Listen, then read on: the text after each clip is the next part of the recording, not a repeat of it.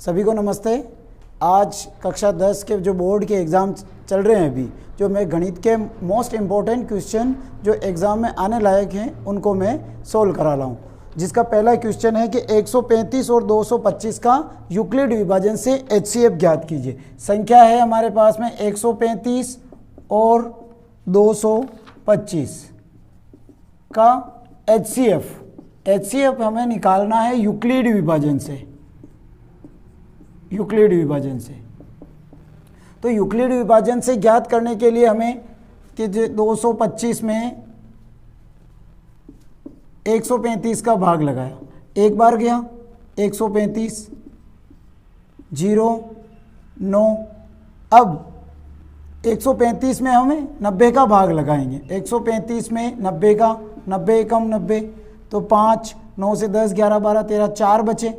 अब 90 में वापिस हम 45 का भाग लगाएंगे तो 45 दूनी 90, तो शेष पल ये बचा हमारा 0 किससे 45 से। अब यूक्लिड विभाजन से ये हमारा रफ वर्क है।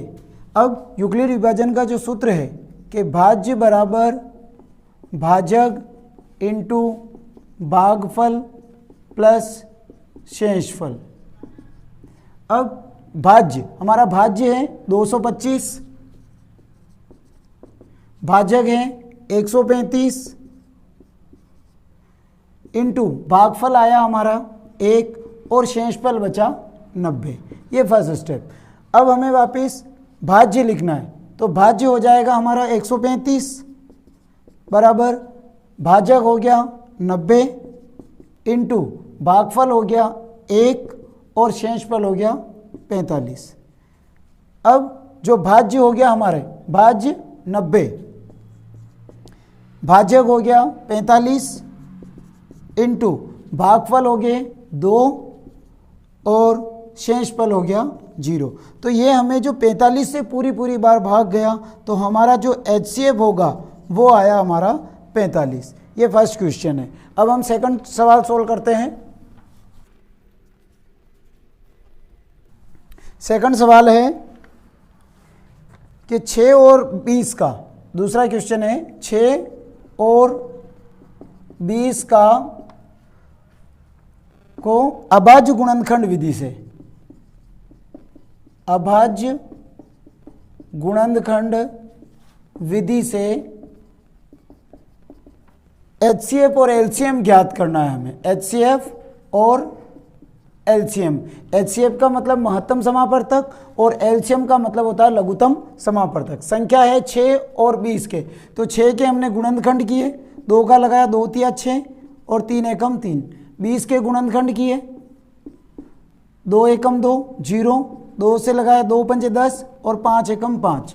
तो जो 6 के जो गुणनखंड बने 2 इंटू 3 और 20 के गुणनखंड बने 2 इंटू 2 इंटू 5। अब हमें पहले निकालना है गुणनखंड विधि से एचसीएफ। तो एचसीएफ बराबर, देखो एचसीएफ में एक तो कॉमन क्या है हमारा 2 है, तो एचसीएफ तो हो गया 2। अब इसी का हमें एलसीएम भी निकालना है। तो एलसीएम में देखो अधिक एक तो हो गया हमारे पास में 2 की घात 2 इंटू फिर है 3 और इंटू 5। ये हो गया 4 इंटू 3 इंटू 5, 5 चौक 20, 20 तिया 60। तो हमारा एलसीएम हो गया 60। तीसरा क्वेश्चन है कि 5 माइनस रूट 3 एक अपरिमेय संख्या है, अपरिमेय संख्या है। तो हमें इसको पहले क्या करेंगे कि माना कि 5 माइनस रूट 3 एक परिमेय संख्या है, हमने इसको मान लिया। अब जब हमें परिमेय संख्या किसे कहते हैं, जिसे p बटा q के रूप में लिखा जाता है या a बटा b के रूप में, तो हमें 5 माइनस रूट 3 बराबर p बटा q। अब ये माइनस के रूट 3 है, ये इधर आएंगे तो प्लस के, और p बटा q है ये इधर आएंगे तो माइनस के। ये हम इसलिए कर रहे हैं क्योंकि रूट 3 जो रूट वाली जो संख्या होगी उसे हमें अकेला करना है। तो 5 माइनस p बटा q बराबर, ये माइनस का इधर आया तो प्लस का रूट 3 बटा 1 लगाया, एलसीएम लिया इसका q, तो इधर आ गया 5q माइनस p बराबर रूट 3। अब देखो 5q minus P upon Q, ये एक परिमेय संख्या है क्योंकि हम 1/2, 2/3 एक परिमेय संख्याएं होती कोई भी संख्या, तो 5q माइनस पी बटा क्यू एक परिमेय संख्या है और √3 भी एक परिमेय संख्या है, परिमेय संख्या है जो कि विरोधाभास है, जो कि विरोधाभास है। अतः 5 माइनस √3 एक अपरिमेय संख्या है, क्योंकि हमें √3 क्या है, अपरिमेय संख्या है, तो 5 माइनस √3 भी एक अपरिमेय संख्या होगी। ये हमारा आंसर लेना है। चौथा प्रश्न है कि लंबी विभाजन किए बिना, लंबी विभाजन से परिमेय संख्या के दशमलव प्रसार शांत है या अशांत। इसमें पहला क्वेश्चन है हमारा 13/31/25। देखो, शांत संख्या ज्ञात करने के लिए सूत्र है 1/2n × 5m, अर्थात अगर हम जो नीचे वाली जो संख्या है अगर इसके गुणनखंड करते हैं, 2 और 5 के अगर गुणनखंड बनते हैं या 2 या 5 में से एक के किसी के भी गुणनखंड बनते हैं तो वो होगी शांत संख्या। अगर 2 के गुणनखंड और 5 के गुणनखंड के अलावा 3 के गुणनखंड भी बन जाते हैं तो वो फिर अशांत संख्या हो जाती है। हम इसके गुणनखंड करते हैं कि 31/25 के हम गुणनखंड किए तो लास्ट में 5 है, तो 5 की टेबल से पूरी बार भाग जाएगा ये, तो 5 से 5 छंग 30, 1 बचा, 5 दूनी 10, 2 बचे, 5 पंजे 25, 5 है 5 का जाएगा, 5 एकम 5, 1 बचा, 5 दूनी 10, 5 पंजे 25, 5 का, 5 दूनी 10, 5 पंजे 25 और 5 पंजे 25 और 5 एकम 5। अब ये देखो हम इसको क्या लिख सकते हैं, 1 2 3 4 5 यानी 5 की घात 5 हम इसको लिख सकते हैं। तो इसको लिखा मैंने 13/5 की घात 5 इंटू, अब हमें देखो दो और चाहिए तो मैंने क्या लिखा है यहाँ पे 2 की घात 5, तो 2 की घात 5 लिखा तो ऊपर भी मैं 2 की घात 5 लिखूंगा।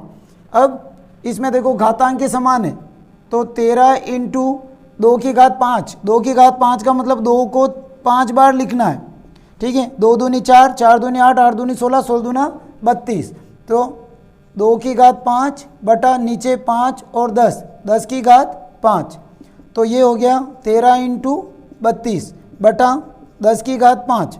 13 को हम 32 से गुणा कर लेंगे तो 13 दूना 26 और 13 39, 40 41 बटा, अर्थात 1 के पीछे 5 0, 1 2 3 4 5। अब हमें राइट हैंड की तरफ से देखना है कि 5 संख्या बाद पॉइंट लगा दो, 1 2 3 यानी कि 6 1 4 3, तो ये होगी 1 0 1 0, 1 2 3 4 5 पॉइंट 0 और ये 0.00416 ये संख्या होगी हमारी शांत संख्या। नेक्स्ट दूसरा प्रश्न है इसी में कि 17/8 के दशमलव प्रसार शांत है का शांत। देखो हम 17/8 को क्या लिख सकते हैं, 2 की घात 3। अब 2 की घात 3 लिखा तो हमें इसमें सूत्र के हिसाब से 1/2n × 5m। अब हमें इसमें 2 तो हैं लेकिन हमें 5 और चाहिए तो इंटू 5 की घात 3, 5 की घात 3 का मतलब 5 × 5 × 5 125। अब इसको गुणा कर लेंगे, 17 पंजे 85, 85 के 5 हासिल 8, 17 दूनी 34, 34 और 8 42, 42 के 2 हासिल 4 और 17 और 4 21 बटा, अब देखो 2 और 5 10, 10 की घात 3, 10 की घात 3 का मतलब 21 25 बटा 1 के पीछे 3 0, तो राइट हैंड की तरफ से हमें 3 संख्या बाद पॉइंट लगा देंगे तो 521.2 और 2.125 ये कौन सी संख्या है? हमारी शांत संख्या। तीसरा सवाल है 6/5। 6/5 हमें देखना है शांत है का शांत। देखो सूत्र क्या है इसका, 1/2n × 5m। अगर ये कंडीशन बनती है तो वो शांत है, नहीं तो अशांत है। तो 6/5, 5 की घात 1, तो हमें अब 2 की घात 1 यानी 2 और चाहिए, तो इंटू 2 ऊपर लगा दिया, तो 6 दूनी 12 और नीचे 10 की घात 1। 10 की घात 1 का मतलब एक संख्या बाद तो 1 जीरो आ जाएगा, तो 12/10। एक संख्या बाद पॉइंट तो 1.2, तो 1.2 क्या हो जाएगी? हमारी शांत संख्या हो जाएगी। हम नेक्स्ट सवाल देखते हैं। देखो चौथा सवाल 35/50। 50 के हम गुणनखंड कर लेते हैं। 50 के 2 का लगेगा, 2 दूनी 4, 1 बचा, 2 पंजे 10, 5 का 5 पंजे 25 और 5 एकम 5। इसके गुणनखंड क्या बने? 2 की घात 1 और फिर क्या बना? 5 की घात 2। देखो 2 और 5 दोनों आ गए, इस सूत्र के हिसाब से तो ये शांत है। तो 35/2 की घात 1 × 5 की घात 2। अब मेरे को इनको दोनों को इनकी घातांक समान करनी, तो मेरे को 1 2 और चाहिए, तो मैं क्या करूँगा? ऊपर 2 लिख दूंगा, तो इंटू 2 और अब नीचे क्या हो जाएगा? 2 की घात 2 × 5 की घात 2। 35 दूनी 70/10 की घात 2। 10 की घात 2 का मतलब 1 के पीछे 2 जीरो, तो 70/100। 1 जीरो से 1 जीरो कैंसिल। अब 1 जीरो है तो राइट हैंड की तरफ से 7 के बाद में 1 पॉइंट लग जाता है, तो 0.7 और ये क्या है? हमारी शांत दशमलव। पांचवा प्रश्न है द्विघात बहुपद x² + 7x + 10 के शून्यक ज्ञात कीजिए और शून्यकों तथा गुणांकों के मध्य संबंध की सत्यता की जांच कीजिए।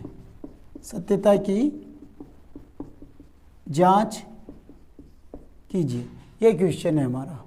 तो देखो x² + 7x + 10 के हमें शून्य ज्ञात करने, तो मैंने लिखा पहले कि x² + 7x + 10 = 0।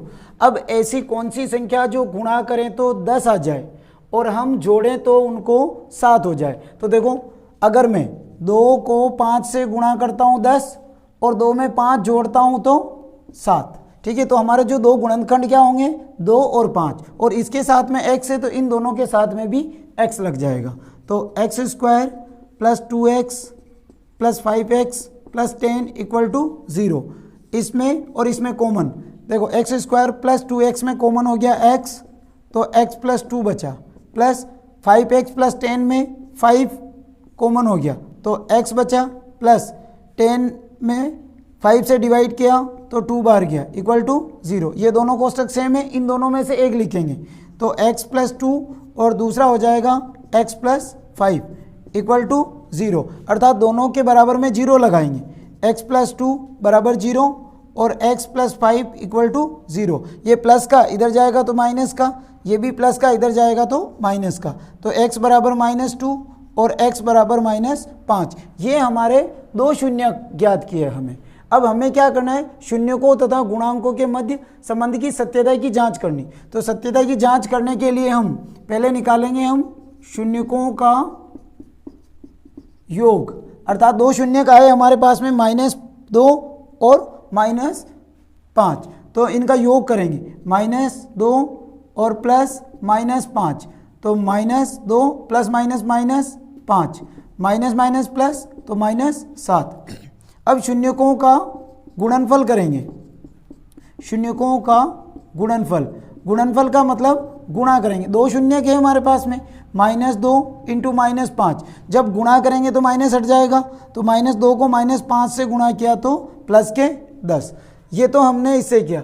अब हमें इस समीकरण के हिसाब से हमें चेक करना है कि जो हमने जो दो शून्यक निकाले हैं वे राइट है या रॉन्ग है। अब देखो मैं ए बराबर तो रखूँगा 1, बी बराबर रखूँगा 7 और सी बराबर रखूँगा 10।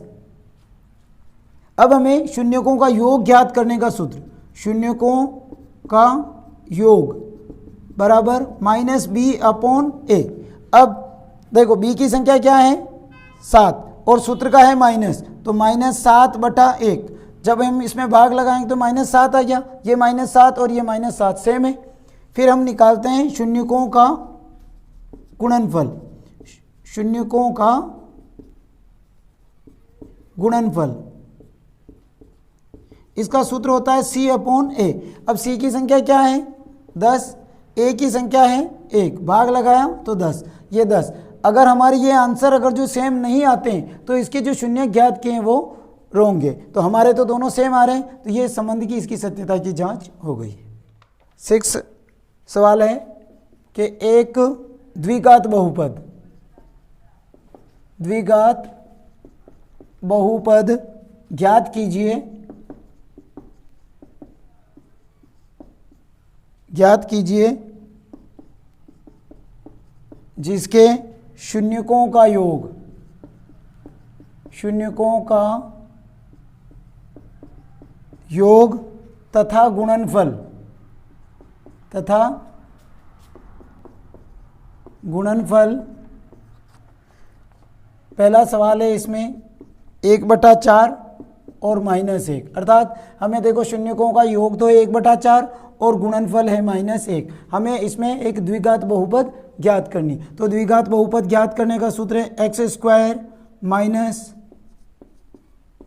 शून्यकों का योग x प्लस शून्यकों का गुणनफल। x² माइनस शून्यकों का योग है 1/4x प्लस शून्यकों का गुणनफल है -1, तो प्लस माइनस माइनस, तो x² minus 1/4x minus 1 equal to 0। अब देखो ये बटे में, ये बटे में नहीं है, ये भी बटे में नहीं है, तो इनको हम बटा 1/1 लगा दिया। अब इनका एलसीएम लिया तीनों का, तो हमारा एलसीएम आया 4। 4 में 1 का भाग लगाया, 4 बार गया, और 4 को x² से गुणा किया तो 4x² माइनस 4 में 4 का भाग लगाया तो 1 बार गया, और 1 को 1 से गुणा किया तो 1x, और माइनस अब 4 में 1 का भाग लगाया तो 4 बार गया, और 4 को 1 से गुणा किया तो 4 बराबर 0। अब हम 4 को 0 से गुणा किया तो ये तो हो गया 0। अब बचा हमारा 4x² minus x minus 4 equal to 0। ये एक द्विघात समीकरण है। अब देखो दूसरा सवाल और है इसमें कि 1/4 और दूसरी संख्या है -1/4, जैसे -1/4 और 1/4 सेकंड सवाल है इसका, अर्थात शून्यकों का योग तो है -1/4 और गुणनफल है 1/4, तो वही सूत्र वापिस x² माइनस शून्यकों का योग x प्लस शून्यकों का गुणनफल,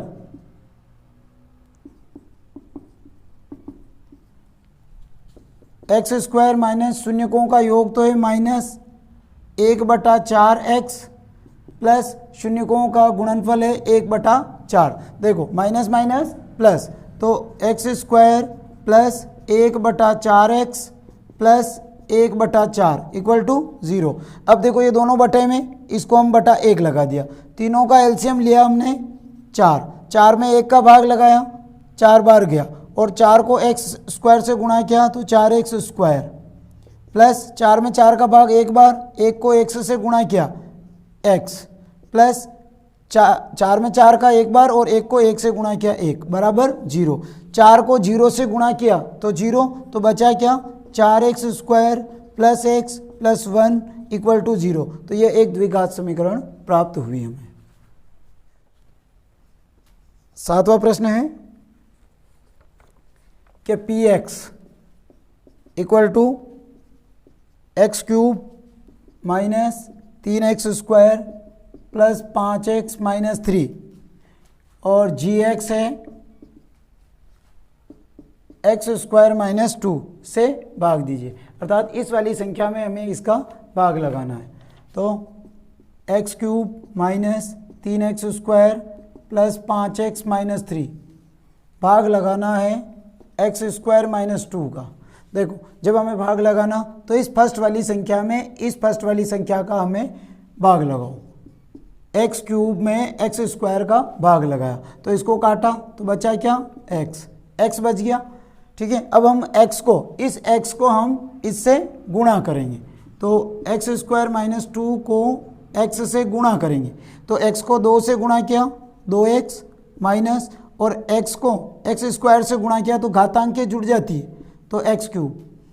तो हमारा पहले तो भाग लगाया जो तो ये आया तो ये हम ऊपर लिख देंगे। अब गुणा किया ये आया, ये इसके नीचे लिख देंगे तो एक्स क्यूब। अब देखो ये है 2x तो हम एक्स स्क्वायर वाली संख्या के नीचे नहीं रखेंगे तो सिर्फ बिना स्क्वायर वाली संख्या के लिखेंगे तो माइनस 2x। साइन चेंज, यहाँ प्लस है तो माइनस, यहाँ माइनस है तो प्लस, ये तो कैंसिल। अब ये वाला जो माइनस 3x स्क्वायर आ गया प्लस प्लस प्लस तो प्लस के 7x।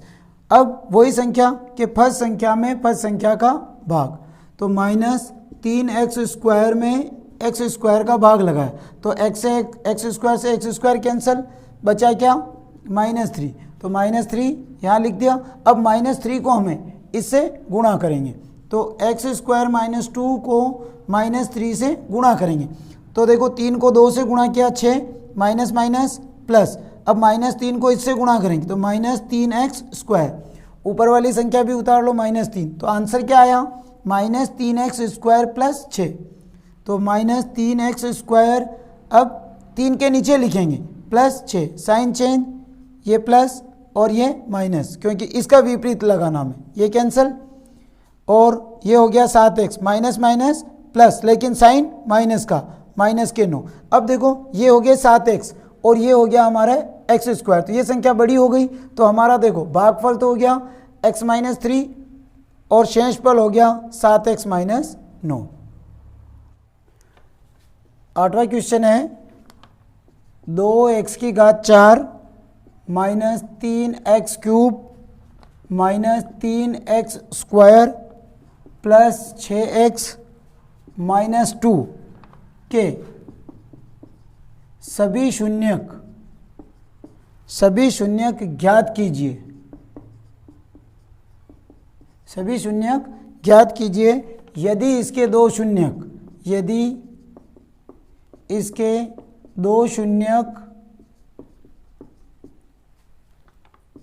√2 और -√2 ज्ञात हो।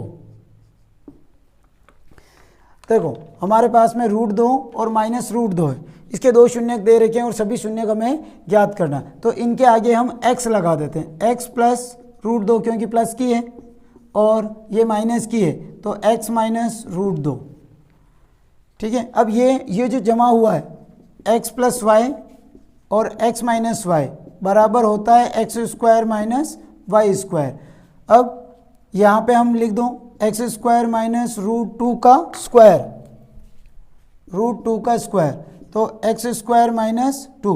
अब हमें क्या करना है एक्स स्क्वायर माइनस 2 का इस वाली संख्या में हम भाग लगाएंगे तो संख्या है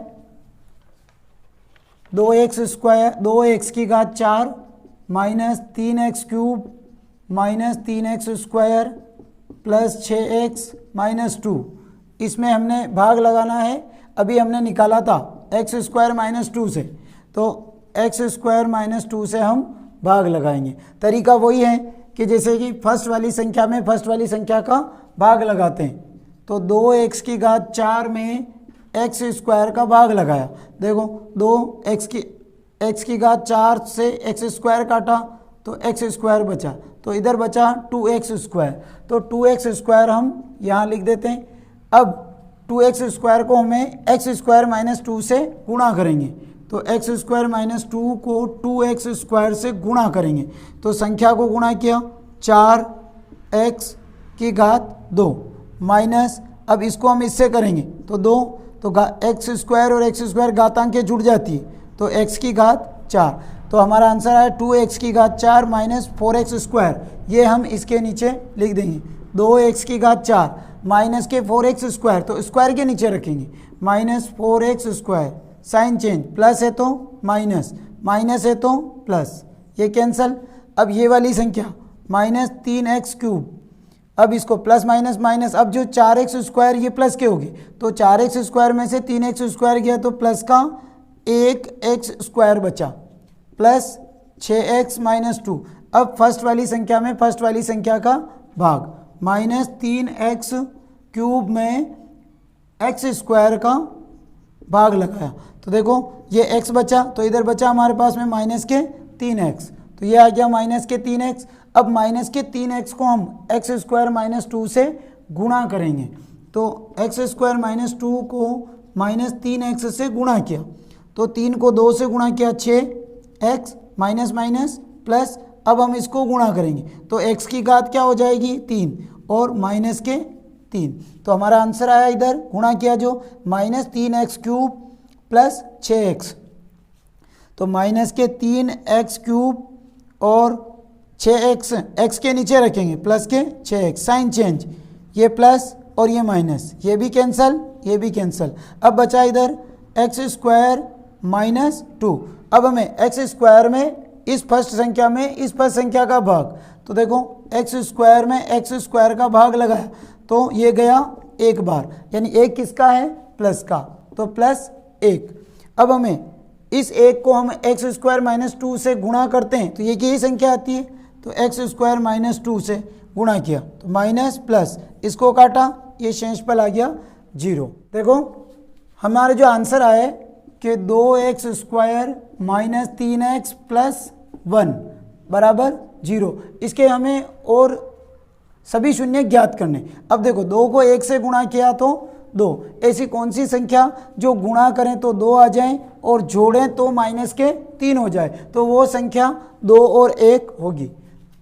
तो 2x स्क्वायर माइनस के 2x और माइनस का x और प्लस 1 इक्वल टू 0। देखो 2x और x हम माइनस x को पहले भी लिख सकते हैं और 2x को माइनस 2x को बाद में भी लिख सकते हैं, उससे कोई फ़र्क नहीं पड़ेगा। इसमें और इसमें कॉमन, 2x स्क्वायर और 2x में कॉमन हो गया 2x, इधर बचा x माइनस 2x में 2x का भाग लगाया तो एक बार, माइनस x प्लस 1 अर्थात एक x में एक x और एक में कॉमन हो गया 1 और प्लस माइनस माइनस, यहाँ बचा x प्लस माइनस माइनस और इधर बचा 1, ये दोनों कोष्टक सेम है बराबर 0। इन दोनों में से एक लिखेंगे, x minus 2 2x minus 1 equal to 0, इसके भी बराबर में 0 और 2x माइनस 1 इसके भी बराबर में 0, ये माइनस का इधर जाएगा तो प्लस का और ये माइनस का, तो 2x बराबर प्लस का 1 और इनटू में है तो बटे में चले जाएंगे 1/2। तो हमारे जो दो शून्य का है तो एक तो हो जाएगा 1 और 1/2 और दो शून्य क्या होंगे √2 और -2, तो लिख देते हैं कि √2 माइनस √2 और 1 और फिर 1/2, ये इसके सभी शून्य को होंगे। नौवा है कि x प्लस 3y बराबर 6 और दूसरी समीकरण है 2x माइनस 3y बराबर 12। इसे हमें प्रतिस्थापन विधि से सोल्व करना है, प्रतिस्थापन विधि से। ये है समीकरण नंबर फर्स्ट और ये है समीकरण नंबर सेकंड। समीकरण नंबर फर्स्ट लेते हैं, x प्लस 3y बराबर 6, 3y को पक्षांतरण कर दो तो x बराबर 6 माइनस 3y, ये आया हमारा x का मान। अब x के मान को समीकरण नंबर 2 में रखेंगे, x के मान को समीकरण 2 में रखने पर समीकरण नंबर 2 है कि 2x माइनस 3y बराबर 12। हमें x की जगह इस x की जगह 6 माइनस 3y रखेंगे, 2 कोष्टक 6 माइनस 3y माइनस 3y बराबर 12। अब हम 2 को 6 से गुणा किया 12 माइनस, अब 2 को 3y से गुणा किया 6y और माइनस 3y बराबर 12, 12 माइनस माइनस प्लस, तो ये हो गया माइनस के 9y बराबर 12। अब देखो इस 12 को उधर पक्षांतरण कर दो तो माइनस के 9y बराबर 12 माइनस 12, माइनस के 9y बराबर 0 और y बराबर 0/-9, तो इसका आंसर आ गया हमारे पास में 0। अब y के मान को समीकरण नंबर 1 में रखेंगे।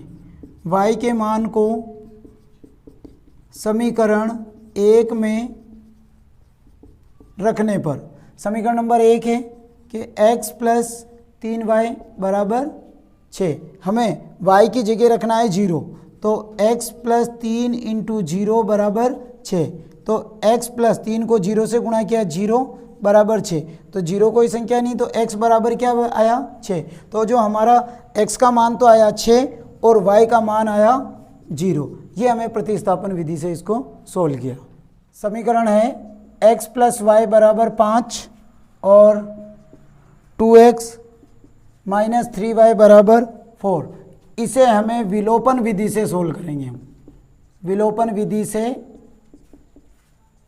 हल करेंगे।